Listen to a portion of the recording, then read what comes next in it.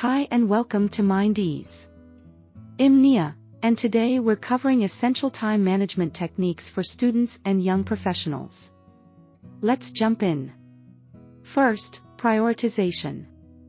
Use the Eisenhower Matrix to sort tasks into urgent/important, important/not urgent, urgent/not important, and neither.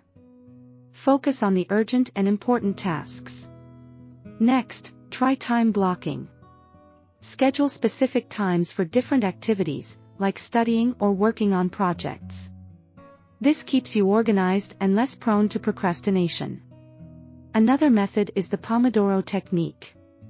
Work for 25 minutes, then take a 5-minute break. After 4 cycles, take a longer break. This boosts focus and prevents burnout. Set SMART goals: specific, measurable, achievable, relevant, and time-bound.